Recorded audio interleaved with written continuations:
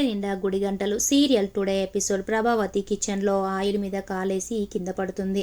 అప్పుడు మీనా, అయ్యో అత్తయ్య నా వల్లే కింద పడింది, ఆయిల్ని నెమ్మటి తూచేస్తే కింద పడి ఉండకపోవచ్చు కదా, అయ్యో అత్తయ్య అనేసి అనుకుంటుంది. తర్వాత ప్రభావతి రూమ్లోకి మీనా హాట్ వాటర్ పట్టుకొని కాపడం పెట్టడం కోసం పోతుంది. అప్పుడు ప్రభావతి మీనాని ఎందుకు వచ్చావే నా రూమ్లోకి అనేసి అంటుంది. అప్పుడు మీనా కాపడం పెట్టడం కోసం వచ్చానత్తయ్య అనేసి అంటుంది. అప్పుడు ప్రభావతి, నాకు పిండం పెట్టవే, ఈ వంకతో అయిన వేడి వాటర్ను నా కాలు మీద పోసి ఇంకా ఆనందపడడం కోసమే వచ్చావు కదా మీనా అనేసి అంటుంది. అప్పుడు మీనా, అత్తయ్య మీరు అలా మాట్లాడకండి, మీరు మామయ్య గారు సంతోషంగా ఉంటేనే ఇల్లు సంతోషంగా ఉంటుంది, లేదంటే ఈ ఇల్లు ముక్కలవుతుంది అత్తయ్య అనేసి అంటుంది.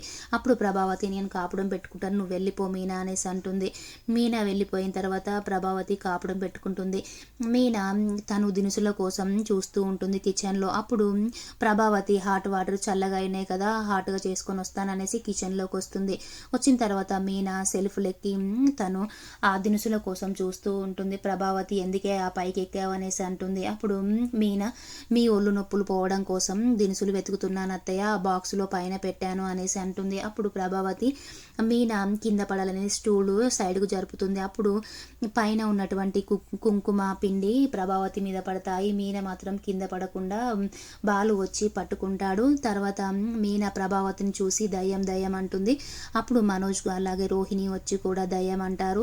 శృతి, రవి కూడా దయ్యం అనేసి అంటారు. ఇంట్లో వాళ్ళందరూ దయ్యం మన ఇంట్లోకి వచ్చింది ఏంటి, మా అమ్మ చూస్తే ఇంకేమైనా ఉందా అనేసి మనోజ్ అంటాడు.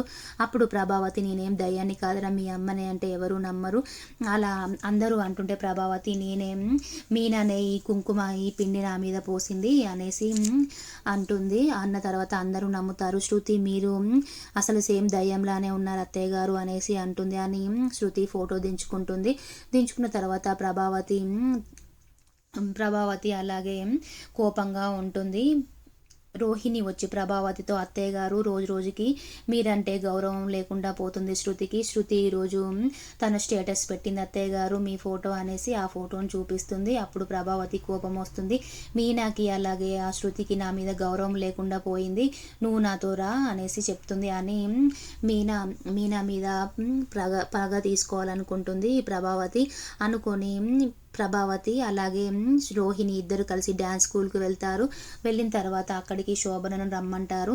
అప్పుడు శోభన అక్కడికి వస్తుంది. అప్పుడు ప్రభావతి శోభనతో, మీ కూతురి ప్రవర్తన రోజు రోజుకి మంచిగా ఉండడం లేదు, మీనాతో చేరి తను చెడిపోతుంది, మీనా మాటలే వింటుంది, ఈరోజు ఇలా పిండి మీద పడితే నేను దయ్యం అనేసి నన్ను ఫోటో తీసి స్టేటస్ పెట్టింది. అలాగే మా రవిని కూడా అసలు తను ఏమండి అని కూడా పిలవదు, రవి అని కూడా పిలవదు, తను రారా పోరా అనేసి పిలుస్తుంది. అప్పుడు కూడా నా కోపం వస్తుంది, నా చిన్న కొడుకు నేను బాగా మంచిగా చదువుకున్నాను అనేసి అంటుంది. అలాగే ప్రభావతి, శృతి ఎప్పుడైనా కానీ నాకు గౌరవం ఇవ్వడం లేదు, మాటకి మాట చెప్తుంది అనేసి చెప్తుంది. అప్పుడు శోభన, మీ కుటుంబ సమస్యలో నేను ఇన్వాల్వ్ కాను, అయినా నా బిడ్డ నేను చెప్పేది వింటే నేను అనుకున్న పెళ్ళినే తనకి చేసేదాన్ని, కానీ మీ రవినే తనని ప్రేమ పెళ్లి చేసుకున్నాడు, మీ కుటుంబ సమస్యల్లో నేను ఇన్వాల్వ్ కాను అనేసి అక్కడ నుంచి వెళ్ళిపోతుంది. తర్వాత శోభన శృతి ప్రవర్తన వాళ్ళకి నచ్చక వాళ్ళ ఇంట్లో నుంచి వెళ్ళి బయటకు పంపిస్తారు. అప్పుడు నా కూతురు అలాగే నా అల్లుడు మా ఇంట్లోనే ఉంటారు, ఈ గొడవని ఇంకా పెద్దది చేయాలని శోభన అనుకుంటుంది. అనుకుని వస్తుండగానే అక్కడ మీనా కనిపిస్తుంది. అప్పుడు శోభన, మీనా నువ్వు ఇంట్లో గొడవలు పెట్టిస్తున్నావంట కదా, నువ్వు నా కూతురుతో కలిసి నా కూతురు కాపురం చెడగొడుతున్నావా అనేసి అంటుంది. అప్పుడు మీనా, ఇదే మాట ఇంకెవరైనా అంటే ఇంకోలా ఉండేది, మర్యాదగా ఉండకుండేది, మీరేం మాట్లాడుతున్నారనేసి శోభనతో అంటుంది.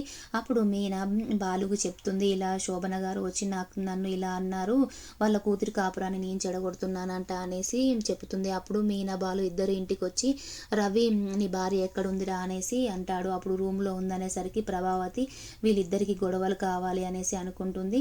బాలు, మీనా అలాగే శృతి, రవి ఒకరికొకరు తిట్టుకుంటూ ఉంటారు. అసలు నా భార్యని మీ అమ్మ ఎందుకు అంటుంది డబ్బుడమ్మ అనేసి బాలు అంటాడు. బాలు, మీ అమ్మకు పొగరు నీకు పొగరు, నా భార్యని ఎందుకు మధ్యలో ఇన్వాల్వ్ చేస్తున్నారు అనేసి అంటాడు.